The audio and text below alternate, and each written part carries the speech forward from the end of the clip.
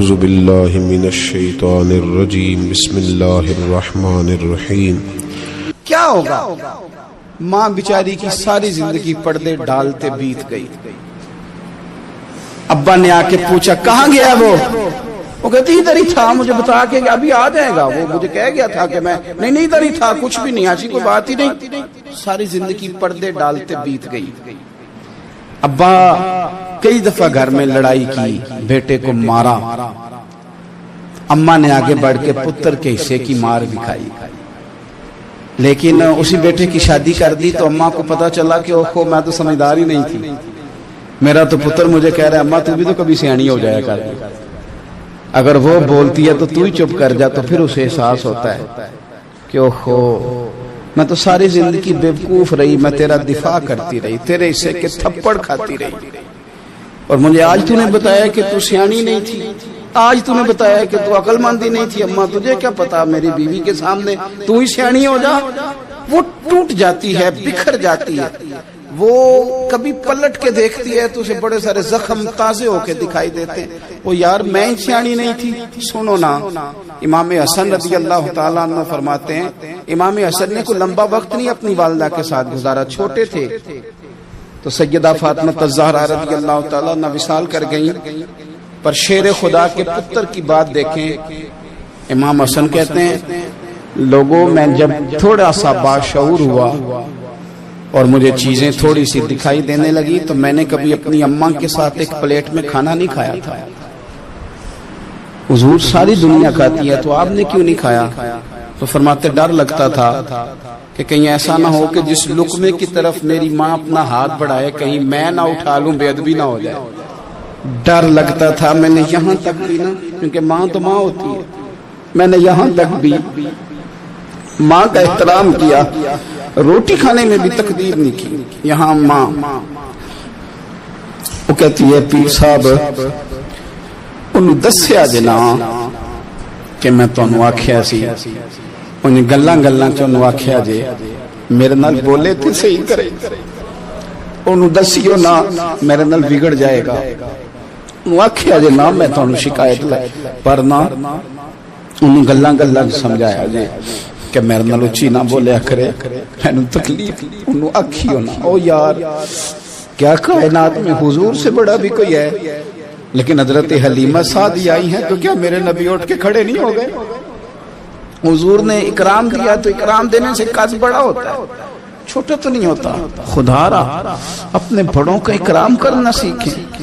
انہوں نے کسی نے آپ کو جگہ دی ہوگی، کسی نے آپ کو نوکری دی ہوگی، لیکن ماں باپ نے تو زندگی دے دی، اولاد جوانیاں دے دی، سارا کچھ دے دیا، اور بچے ہیں کہ سمجھتے ہیں احترام کے جذبے اپنی طبیعت میں لائیں، بے ادب نہ بنے، سوء ادب نہ کبھی کریں، آپ نہ کبھی کوئی ایسا کام نہ کریں جس سے نہ تکلیف بڑھے، جس سے آزمائش بڑھے۔ آپ احترام والے رہیں گے تو خود بھی سجے سنورے نکھرے رہے۔ اپنے بزرگوں کو پہل کریں بزرگوں کی طرف، یعنی آپ گھر کے اندر چھپا کے سیب اپنے کمرے میں نہ لے کے جائیں، چھپا کے چیزیں نہ رکھیں، بلکہ پہل کریں بوڑھے ابا سے، پہل کریں اپنی والدہ سے، وہاں سے آغاز کریں، آپ دیکھیں برکتیں کتنی ہوتی ہیں۔ میں کچھ باتیں مجھے لطف دیتی ہیں، میرے کچھ سنگی ہیں، 3 بھائی ہیں کٹھے، مجھ سے بیعت ہیں، میرے ساتھ بڑا پیار کا رشتہ ہے، تو کبھی کبھی نہ خدمت کرنے کا دل کرتا ہے، ان میں سے کسی کا کہ چلیں حضرت صاحب آئے ہیں تو ہم کچھ نذرانہ پیش کریں، تو اپنے بڑے بھائی کو وہ تھماتے ہیں کہ جناب آپ یہ کام کریں۔ اللہ تعالیٰ کا شکر ہے میری جیب کم ہی خالی رہتی ہے، اس کا فضل رہتا ہے، لیکن وہ پیسے لینے سے زیادہ یا تحفہ لینے سے زیادہ یا پھول پکڑنے سے زیادہ اس بات کی مجھے خوشی ہوتی ہے کہ کتنے نرالے ہیں، بڑے کو آگے لگاتے ہیں تو برکت تو حاصل کرتے ہیں، اس لیے کہ برکتیں ہمیشہ بڑوں سے ہوتی ہیں، بڑوں سے ہمیشہ برکتیں۔ یہ پھول کا تحفہ بڑے بھائی کو دے کے جب آگے کیا جاتا ہے تو میرے دل کو اچھا لگتا ہے، مجھے قرار آتا ہے کہ یار یہ لہجہ ٹھیک ہے، یہ انداز یہ ٹھیک ہے۔ اپنے بڑوں کو آگے رکھیں، بڑوں کو کلام کرنے کا موقع پہلے دیں، گھر میں کوئی چیز لائیں تو تقدیم کریں۔ ہمارے ہاں نا اب جو استادی شاگردی آئی ہے نا، یہ بڑی خطرناک ہے۔ ہمارے ایک قاری صاحب تھے، ایک مدرسے میں پڑھاتے تھے، بڑا مارا کرتے تھے، اور میں انہیں مذاق بھی کرتا تھا، کبھی کبھی عذرائے محبت مزاح کرتا تھا۔ میں ان سے کہتا تھا قاری صاحب آپ شاید مار کھا کے پڑھیں اس لیے بچوں سے بدلہ لیتے ہیں۔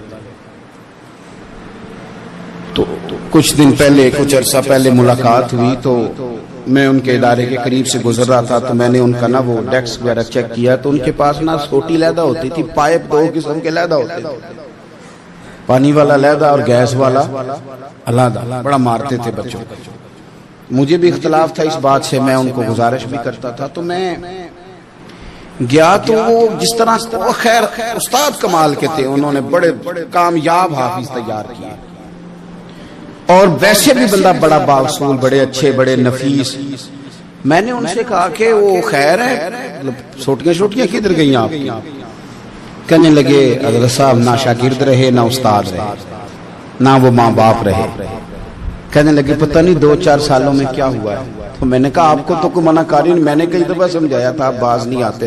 کہتے تھے اب آ گیا ہوں، اس لیے کہ ایک کو چھڑی مار رہے ہوتے ہیں تو دوسرا ساتھ ویڈیو بنا رہا ہوتا ہے۔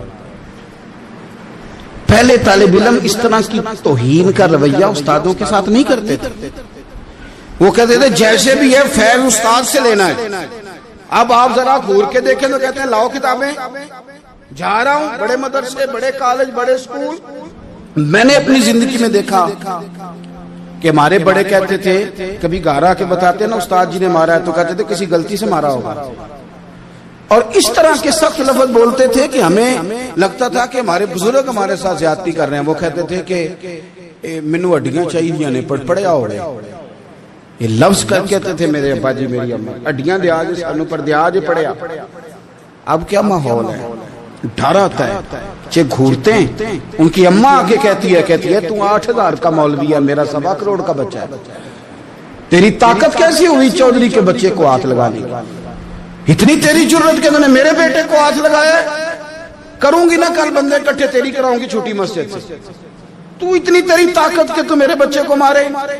ہم نے نا پرموٹ کی چیزیں، پرموٹ۔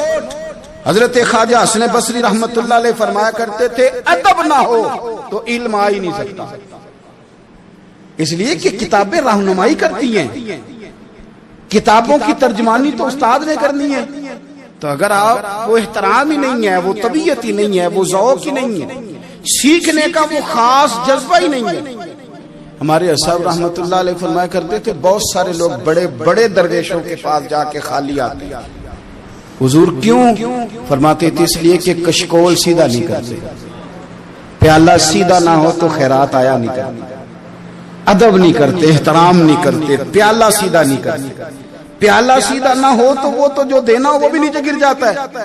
احترام، ایک شخص نے نا حضرت سیدنا امیر معاویہ رضی اللہ تعالیٰ عنہ سے کہا کہ میں نے زیارت کرنی ہے حضرت امام حسین رضی اللہ تعالیٰ عنہ، مدینہ شریف جا رہا ہوں، میں نے ان کو پہلے دیکھا نہیں ہوا، تو مجھے بتائیے امام علی مقام رضی اللہ تعالیٰ عنہ کو میں کیسے پہچانوں گا؟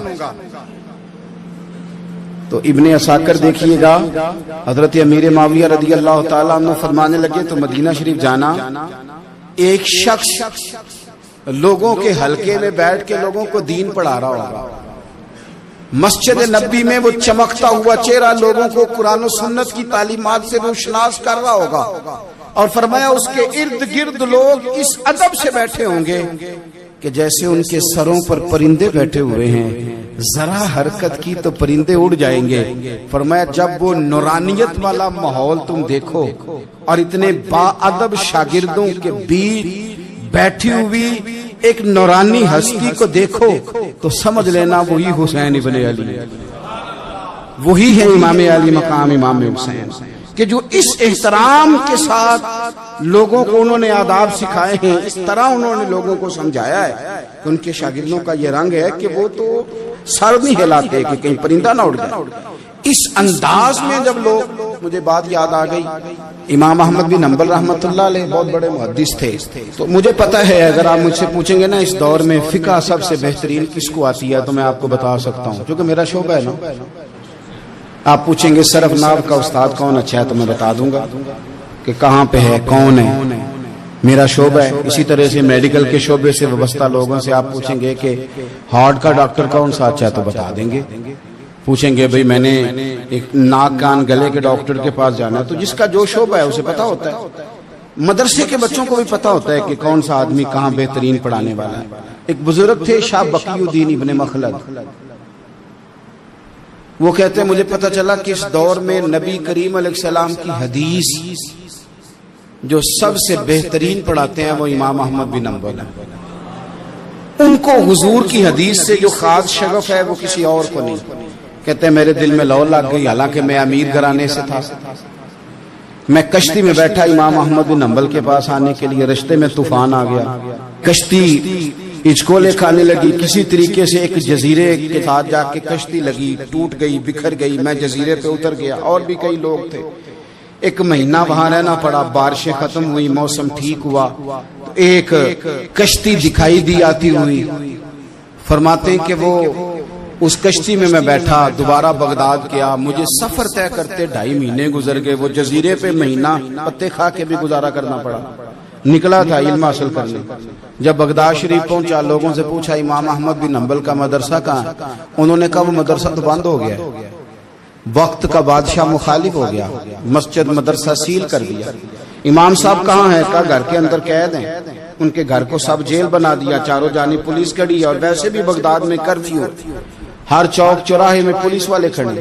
شاہ بقی الدین کہتے ہیں اتنا کچھ سننے کے باوجود بھی میرا جذبہ ٹھنڈا نہیں ہوا. وہ مہینے میں سفر کی صحبتیں گو سنا تھا کہ آستانہ یار دور ہے، پر ہم نے بھی ٹھان لی تھی کہ جانا. گو سنا تھا کہ آستانہ یار دور ہے، پر ہم نے یہ ٹھان لی تھی کہ جانا ضرور ہے. کہتے پہنچ گئے. اب پتا چلا کہ کرفیو ہے، سڑکوں پہ پولیس کھڑی ہے، گلیوں میں چوکوں چوراہوں میں پہرے ہیں. امام صاحب تک تو جا کوئی نہیں سکتا. کہتے میں نے ایک شخص کی منت کی، میں نے کہا کسی طریقے گاڑی بتا. کہنے لگا میں اشارہ بھی نہیں کر سکتا، سخت حالات. وہ کوئی طریقہ. میں نے جب زیادہ تڑپ کے کہا تو وہ شخص کہنے لگا میں ان کے گھر کے قریب تجھے لے جاؤں گا اور گزرتے وقت صرف آنکھ کا اشارہ کروں گا. کہتے میں نے کہا یہ بھی ٹھیک ہے. ان کے گھر کے تیری تلاش میں پھرے نا ہم جنگل پہاڑ اور دشت میں. ان کے دروازے کے قریب اس نے اشارہ کیا. شاہ بقی الدین کہتے ہیں کہ میں گھر دے کے آ گیا واپس. اب میں سوچنے لگا کہ کیسے امام صاحب تک پہنچنا ہے. بڑی تجویزیں سوچیں، بڑی تجویزیں. کام والا بن جاؤں، پھیری لگانے لگ جاؤں. پھر سوچا کہ اگر میں کچھ بیچوں گا ریڑھی پہ رکھ کے تو کوئی خریدنے نکلے گا، کوئی نہیں نکلے گا. کس طرح کروں، کیا کروں؟ بڑی سوچیں. بالآخر میں نے طے کیا. اللہ اکبر. میں نے نہ کپڑے پھاڑ لیے، امامہ اتار دیا. فرماتے ہیں کہ ایک پیالہ مٹی کا خرید کے گلے میں رسی سے باندھ لیا، اور امام احمد بن حنبل کی 3 گلیوں پیچھے میں نے دروازہ دروازہ صدا لگانی شروع کی. فقیر ہوں، اللہ کے نام پہ لینے آیا ہوں. کہتے ہیں ایک ایک دینار مانگتے مانگتے مانگتے مانگتے آزم یار منون دی خاطر اساں کی پیز وٹائے. کہتے ہیں مانگتے مانگتے نا میں امام احمد بن حنبل کے دروازے تک آیا. امیر گھر کا بچہ تھا، بڑے پیسے جیب میں ہوتے تھے. امام کے دروازے پہ صدا لگائی کوئی ہے اللہ کے نام پہ دینے والا؟ کہتے ہیں وہ نور بھرا دروازہ کھلا. ایک گورے مکھڑے والا، سفید داڑھی والا، سونے امامے والا، چمکدار آنکھیں، نورانی شباہت. کہتے امام احمد بن حنبل باہر آئے اور جیسے ایک دینار میرے پیالے میں ڈالنے لگے تو میں نے ہاتھ چوم کے کہا سونیا تیرے قربان جاؤں، میں دینار لینے نہیں آیا، محمد عربی کی حدیثیں سننے آیا. کہتے امام کی بھی آنکھیں کھل گئی. کہنے لگے اس حال میں آزم یار مناؤن دی خاطر سانکی کی پیس بٹائے. کہا حضور کیا کرتا، یہی ایک طریقہ رہ گیا تھا، میں تو کہاں سے چلا ہوں، کہاں پہنچا ہوں، کیا کروں؟ امام صاحب فرمانے لگے پھر میں بھی بڑے دنوں سے پریشان تھا، کوئی سیکھنے والا نہیں ملا، تم مل گیا. کہنے لگا حضور میں روز آ جاؤں فقیر بن کے، آپ جتنا چاہیں 2 4 5 منٹ میں مجھے حدیثیں سنا دیں، میں اگلے دن یاد کر آیا کروں. کہتے 2 سال لگ گئے. شاگرد کہاں ملیں گے ایسے، کہاں مرید ملیں گے؟ گزر گیا دور. کہتے ہیں کہ میں نہ ہر روز فقیر بن کے جاتا، 3 گلیاں پیچھے مانگنا شروع کرتا، کوئی شک نہ کرے۔ 2 سال دروازے پہ جاتا، آگے پیالہ کرتا، امام 1 دینار ڈالتے اور مصطفیٰ کی حدیثیں سناتے۔ کہتے ہیں حالات بدل گئے، 2 سال کے بعد حکومت بدل گئی، امام کا مدرسہ بحال ہو گیا، رش ہو گیا۔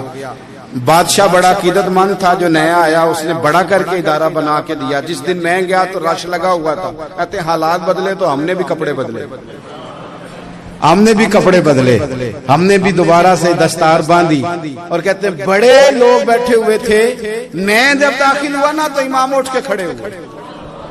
آپ فرمانے لگے پتر ادھر آ، تو آگے آ کے بیٹھ، لوگ دین سیکھنے آتے ہیں، تو فقیر بن کے مانگنے آیا تھا، اور میں بھی باقیوں کو پڑھایا کرتا تھا، تجھے میں دیا کرتا تھا، اور اب باقی پڑھا کریں گے، تجھے دیا جائے گا، اور آج تجھے سینے سے نکال کے دیا کروں گا۔ زمانے بدل گئے، حالات بدل گئے، وہ شخص چلا گیا، کون حکمران تھا کون نہیں تھا، لیکن استاد شاگرد کے ادب کی داستان قیامت تک باقی رہے گی۔ یہ قیامت، جب طبیعتوں میں احترام ہوتا ہے، جب ادب ہوتا ہے۔ آپ کو پتہ ہے نبی پاک صلی اللہ علیہ وسلم کو یہ ادب کتنا پیارا ہے؟ نبی پاک علیہ السلام اس احترام کے جذبے کو کتنا پسند کرتے ہیں۔ اللہ کے پیارے رسول صلی اللہ تعالی علیہ وسلم اس جذبہ احترام سے کتنے راضی ہوتے ہیں۔ حضور کس قدر زیادہ چاہتے ہیں کہ میری امت ادب والی بنے۔ نبی پاک علیہ السلام ادب والے لوگوں کے بارے میں اتنے راضی ہیں، اتنے راضی ہیں، اتنے خوش ہیں، حضور اتنا نوازتے ہیں۔ میں نے یہ حدیث پڑھی تو یوں لگا کہ جیسے روح وجد کرنے لگی ہے۔ بہقی میں امام بہقی نے لکھی ہے، اللہ کے پیارے رسول علیہ السلام فرماتے ہیں جو چھوٹے پر شفقت کرے اور بڑے کا احترام کرے، اللہ اسے جنت میں میری سنگت عطا فرمائے گا۔ یہ میرے قرب کا ذریعہ ہے، یہ چیز میرا قرب ملے گا۔ شرط یہ ہے کہ ادب والے بن کے، احترام والے بن کے، کبھی بھی سوء ادب نہ کریں، کبھی کسی مقام پر بے ادبی نہ کریں، آپ اپنا ذائقہ کبھی تبدیل نہ کریں۔ امام احمد بن حنبل کی جگہ وضو کر رہے تھے، ایک شخص کہتا ہے میں نے ساری زندگی گناہوں میں گزار دی، تو امام صاحب نا وضو کر رہے تھے جھیل پر بیٹھ کے، تو جھیل اس طرح ہوتی ہے، پہاڑ ہیں، اوپر کو پانی نیچے آ رہا ہے، تو کہتے امام صاحب نیچے بیٹھ کے وضو کر رہے تھے، تو میں اوپر بیٹھ کے نا وضو کر رہا تھا یا پانی پی رہا تھا، تو میں نے دیکھا کہ اتنے بڑے امام نیچے۔ کہتے میں نا میرے دل میں خیال ہے یار میں ساری زندگی غلط کاموں میں گزاری ہے، پر جو بھی ہے یہ رسول اللہ کے دین کے عالی ہے۔ کہتے ہیں وہ حضور کے دین کی عزت کرنے کے لیے میں اوپر سے اٹھا، آ کے نا تو میں تھوڑا پیچھے جا کے نیچے بیٹھ گیا، جو میری حاجت تھی، پانی پینا تھا یا منہ دھونا تھا، میں وہ کرنے لگا۔ کہتے ہیں امام صاحب نے بھی یوں نظر میری طرف دیکھی، پتہ نہیں انہوں نے کیا دعا دی کہ رب نے مجھے توبہ کی توفیق عطا فرما۔ میں اللہ کے فضل سے اللہ نے میرا دل موڑ دیا، اور میں رب کریم کی بارگاہ کی جانب میری توجہ ہو گئی، خدا نے مجھے اس ادب کی برکت سے اپنی بارگاہ کی طرف اللہ تبارک و تعالی نے مجھے موڑ لیا۔ بے ادبی تو بندے کو کفر تک لے جاتی، بے ادبی تو کفر تک لے جاتی ہے۔ اگر بندہ بے ادب ہوتا ہوتا اللہ رسول کی بے ادبی تک پہنچ جائے تو دور نکل گیا، لیکن یہاں باقاعدہ بے ادبی کو پروموٹ کیا جا رہا ہے۔ کبھی بھی بے ادب نہ بنے، ادب والے رہیں، ادب والے بن کے جئیں، ادب والے بن کے دنیا سے جائیں۔ وہ درویش نے کہا تھا کہ بے ادباں مقصود نہ حاصل، نہ درگاہ ٹوئی، بانج ادب دے محمد بخشا، توڑ نہیں چڑھیا کوئی آخر دعوی۔ ٹوٹے دلوں کے سہارے محمد ہمارے، بیچاروں کے چارے محمد ہمارے، ٹوٹے دلوں کے سہارے محمد ہمارے۔ میں قربان تیرے اے شاہ مدینہ، میں قربان تیرے اے شاہ مدینہ، میں قربان تیرے اے شاہ مدینہ، میری بگڑی تو ہی سوارے سوارے سوارے محمد محمد ہمارے، بیچاروں کے چارے محمد ہمارے، ٹوٹے دلوں کے سہارے سہارے محمد ہمارے مجھے دنیا کروں جی بھر کے نظارے محمد محمد ہمارے ٹوٹے دلوں کے سہارے بیچاروں کے چارے محمد ہمارے مزہ زندگی کا آیا ان دنوں میں مزہ زندگی کا آیا ان دنوں میں مزہ زندگی کا